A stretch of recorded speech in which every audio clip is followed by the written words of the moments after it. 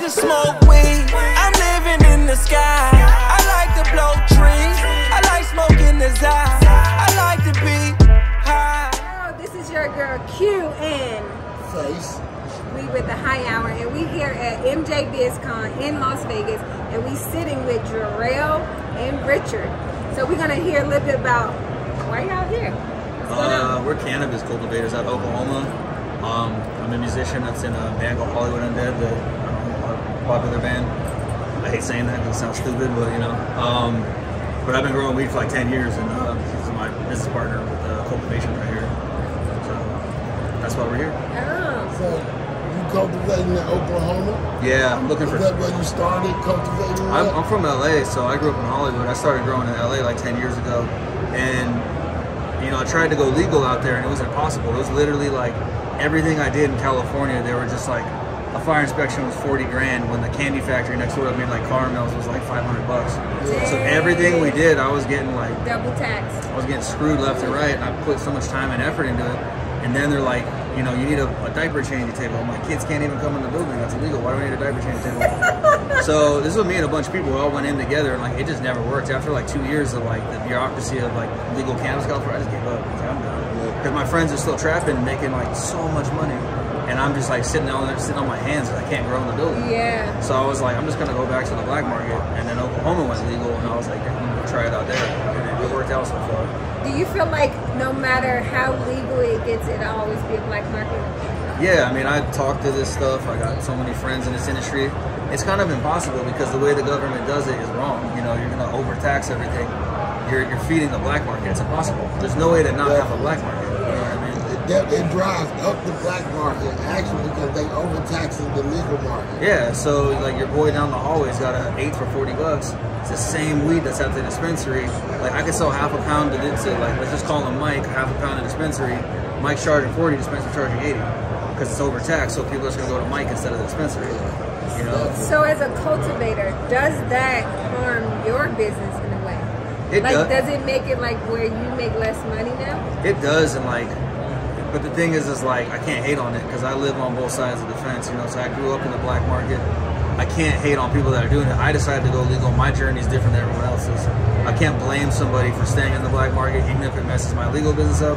I don't care. It's like, that's their prerogative. It's the game. Yeah. I like that. Yeah. I rock with that, Jorel. Yeah. Everybody's journey is different, and I chose mine, they chose theirs. That's fine. What is some of the difference, cultivating-wise, from the LA climate to the climate of Oklahoma? Man, it's a lot. In Oklahoma, you've got weather like it's 80 degrees one day and it's 50 the next day. So the moisture levels and the temperature, it's hard to keep.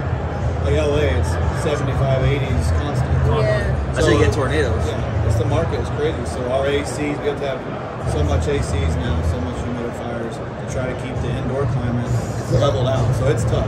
Are they constantly switching on and off? Yeah, literally it's 60 degrees. I think Oklahoma this weekend is like 30 degrees.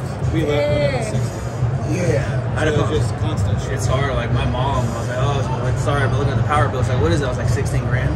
She had like a heart attack. She's in New York. Like, oh my god. But yeah, it's on 24/7. Everything's running all the time. Yeah. So give me 3 of your favorite strains y'all like to grow.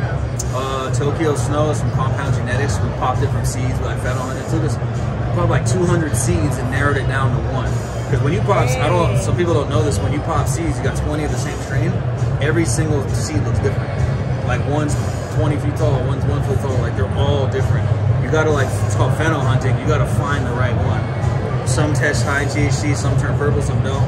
We popped 200 seeds and got like 1 strain. So Tokyo Snow, I love that one. What else is like Cushman's? Cushman's, a lot of people have Cushman's. Cushman's, yeah. Our other favorite now is Cookie Wreck. Cookie Wreck, that's a train wreck and Train Wreck, that's an OG strain. It's train wreck and Girl Scout cookies. So people are like, yeah, I'll take a hit, and it's kind of crazy because you don't know what you're gonna get. Like the Girl Scout cookies and the train wreck side. So sometimes at night I smoke it, my heart's racing. Sometimes I pass out. That train wreck. Yeah, it'll mess you up. But I got that like through a friend of a friend, and I brought it everywhere. Like went to Oklahoma, and like I can't say that. Actually, I did it legally. I don't know what I'm talking about. plead the fifth. Yeah. Never No. mind. I don't know what I just said. Okay, well, since it's legal now, we can discuss this, you know. Statute of limitations is over. When was the first time you actually smoked weed, and how was that experience?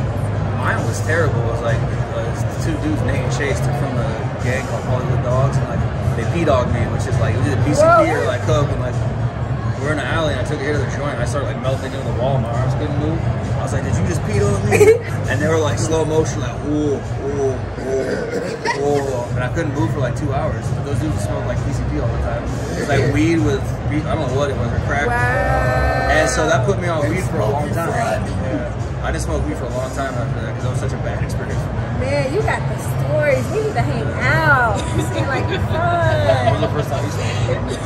I had pretty much the same experience. The first time I smoked weed, I got so high, and I was really trying to go to the hospital, and they didn't get me on time. So it was a bad experience, and I just passed out. I don't use cannabis now. You don't use now? So, what do you use? Like CBD? I normally don't. Partake? Use any of that. It's not great. Perfectly healthy. Hey, we perfectly Try to stay- healthy.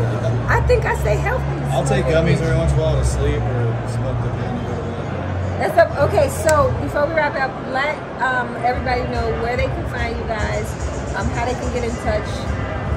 We're in Oklahoma, all over the internet, social media, Ramshead. We got another brand called Dub and Grenade. It's all over the internet, just search it, you know. But dispensaries in Oklahoma.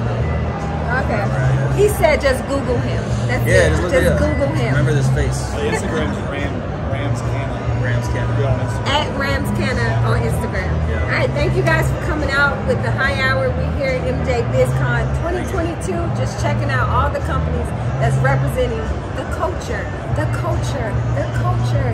Yes. Cool. That's what we at. Yeah, we can go roll up. All right, we out. Oh, perfect. Thank you. That was great. Smoke